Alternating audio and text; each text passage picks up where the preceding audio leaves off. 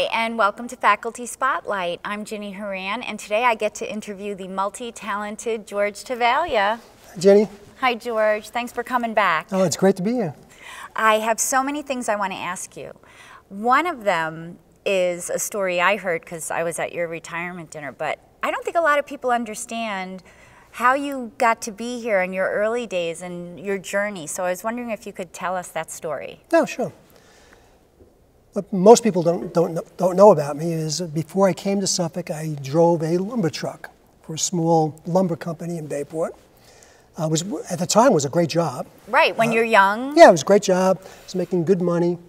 And then I was drafted while I was there, went into the Army, did a short stint in the Army. And then when I came out, I went back to work at the lumber yard, where I was getting all sorts of promises by the boss to move up and do this and do that. And I soon realized that they were kind of vacant promises. So wasn't going to happen. Wasn't going to happen.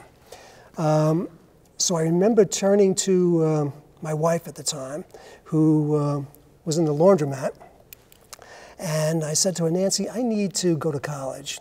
We're getting nowhere, and we need to start thinking about the future.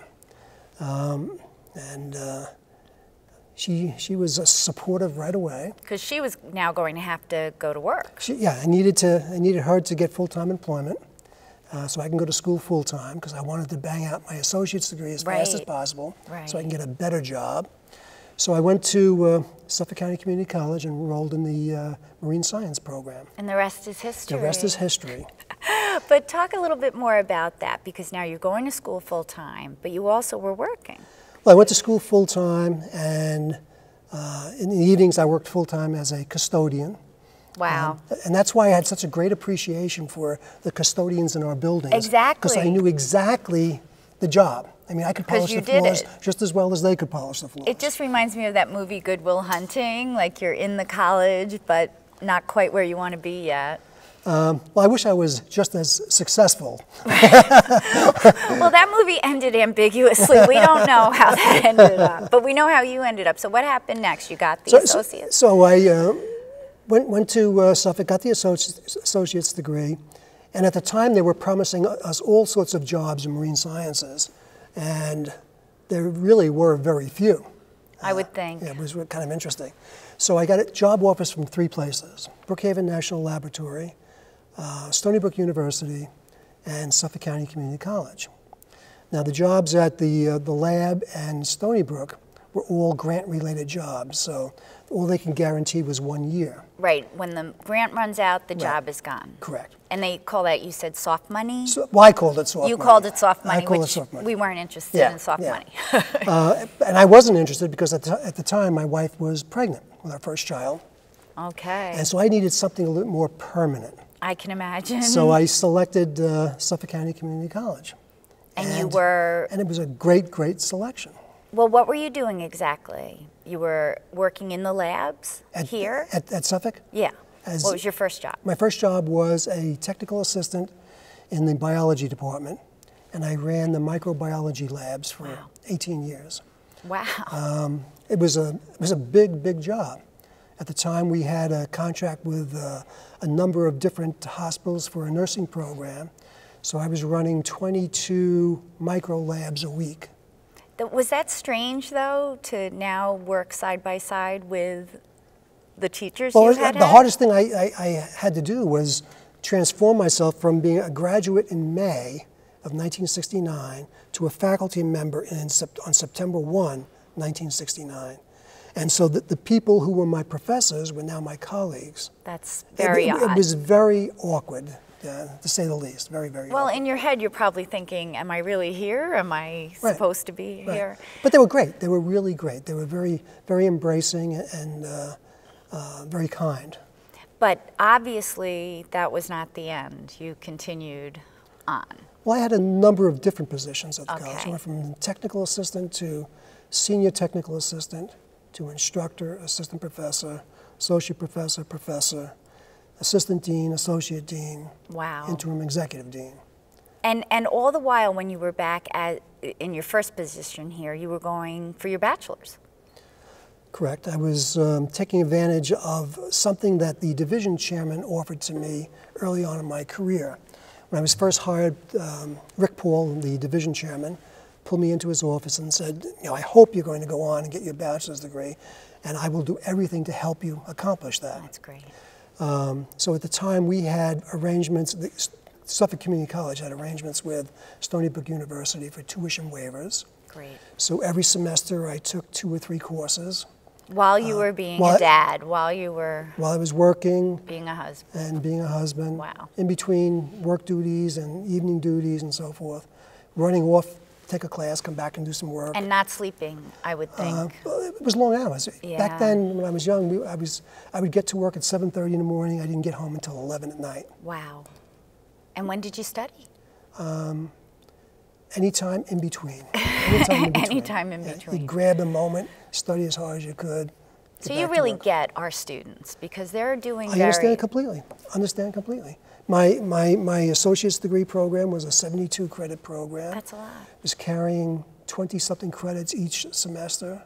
It was a heavy load. So I understand fully what our students are going through. And I think that's what's made you such a great leader here. I have, given that list of jobs, I need to ask you a 2-part question. Of that whole list, which job did you like the best? And because it's not necessarily the same thing, which job was the most challenging? That's easy. Job I liked the best was the interim executive dean job. Here, at Grant. At the Grant campus. It was great because it gave me the opportunity to see the big picture, you know, how everything came together at a campus. Prior to that, all I was focused on was individual tasks that I was assigned to do. And now I needed to pay attention to how all those tasks came together to run a campus. And I equate it to being like a conductor of a great orchestra. Now, great orchestra. You know, you have to know when to turn to the right part of the orchestra to get their contribution. So in the beginning, I would turn to admissions and do everything I could do to help admissions get students into the college. You know, then turn to the registrar and see what we can do to get those lines down and get the stress and strain. The infamous lines, right? Off the registrar staff. You know, how the counselors, how can I help the counselors? Get them, get the students through that whole counseling session as fast as possible. Plus, keep it physically running. There's that whole other piece. Yeah, of the physical plan parking part was a big issue. On any of our campuses, it's a huge, leaky huge roofs issue. and leaky roofs, all that. hot, cold, you know, all the things. The temperature. That people complain about. That's a great analogy. I think it's the perfect analogy.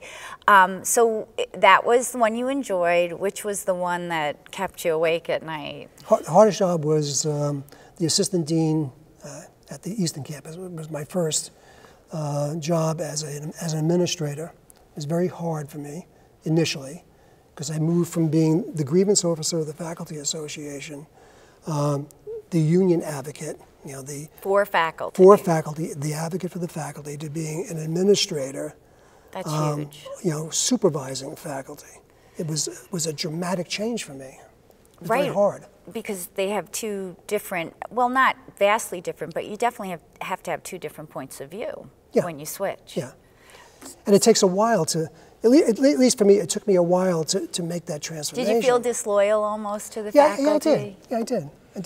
And until I really realized what my role is and what's expected of me in this new role, you know, then I was pretty firm in what I had to do. And it's not like it's 2 sides, 2 opposing sides. They have more in common. Yeah.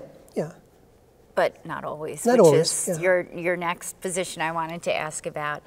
How long were you the grievance officer? 13 years. That is a long time dealing with conflict. Yes. What is that job like?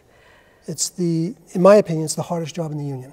I would think. Because you're dealing with very large problems. It could be insignificant problems like, you know, somebody didn't get a class, you know, so you have to resolve that through the rules of seniority and just enforce those rules. But most of the time, it was not that. It was, you know, severe emotional problems or some severe crisis that a faculty member is going through. Wow. So you had to learn how to be a real good listener to really find out what the real problem is. And weren't they able to just call you anytime, day or night? They would call me 24 hours a day. I got many, many phone calls, you know, midnight and beyond. Venting. Venting for hours on the telephone. Wow. And you know, it's a job where you can't say, well, this is not the proper time to call me. Right. You know, they called because they were, you know, very, very upset. So you had to listen. There's definitely an emotional component to that I think makes it more draining than anything else. And you know, it's draining for the grievance officer because you know, your job is to protect that faculty member. Right. And really, the only thing that protects the faculty member is the merits of the case. Right. But as the officer in charge, I always felt, you know, the burden is on me To prove. to prove. Yeah. And then you had to do this total flip and be an administrator. Yeah. So that is difficult. Yeah, it's difficult. But thank God you did that because... Well, one part of that job, though, that people don't realize is when you first start, you become such a strong advocate for the faculty and for union principles. Right. That you always feel that the management side is always wrong in whatever they're doing. Right?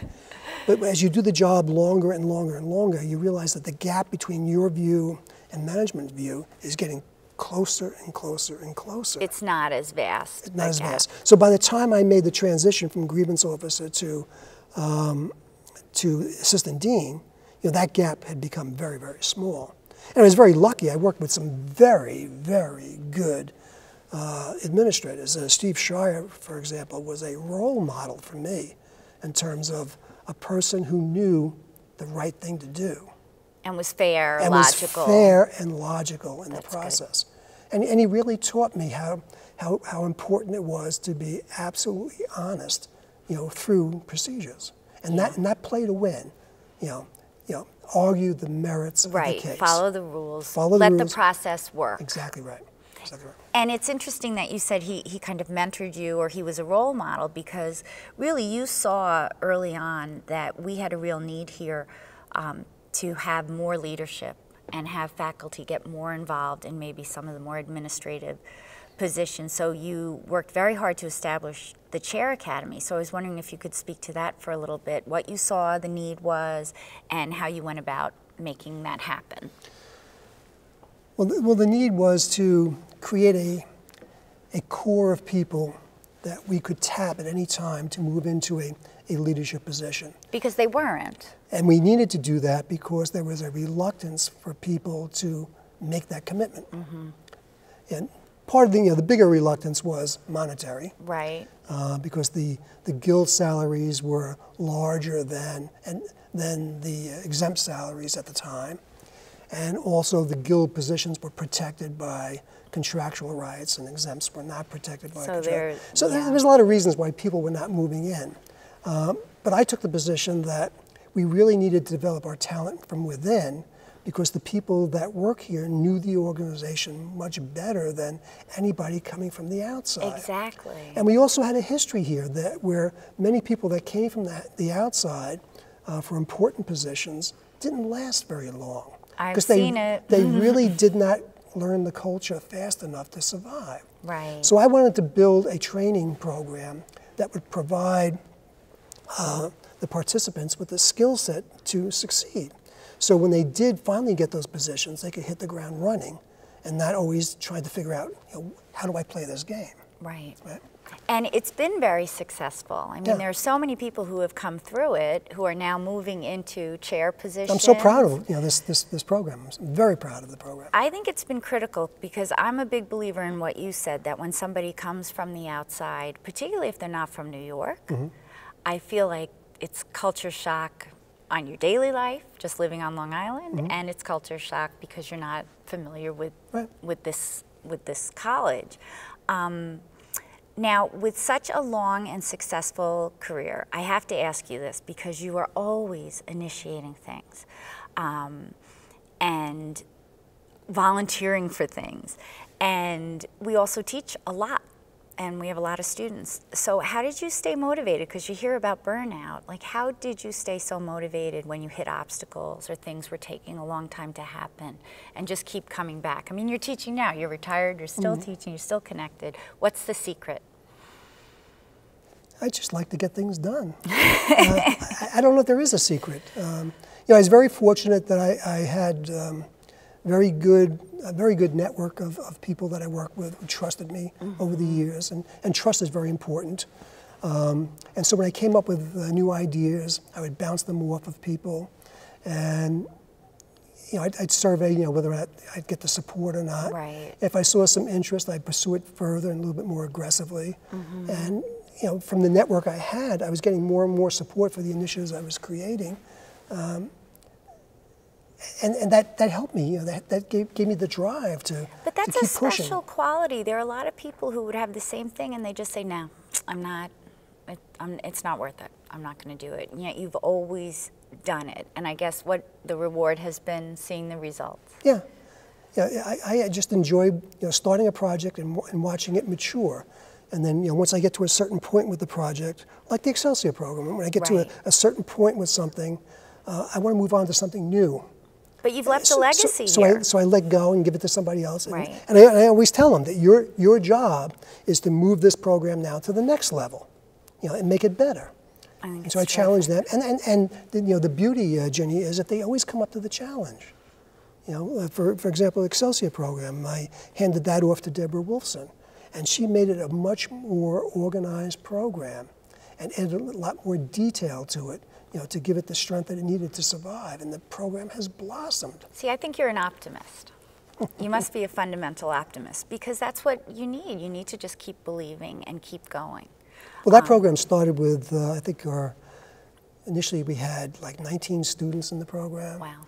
Now we have over 2,500 students in the program. Amazing. We generate over $4 million a year in revenue. I did not realize that. Nobody realizes that. That's the secret. It's a huge program. It is. And it's a great program to create a bridge between the high schools and the community college. Exactly. And the better part about the program is what we're doing with those high school faculty.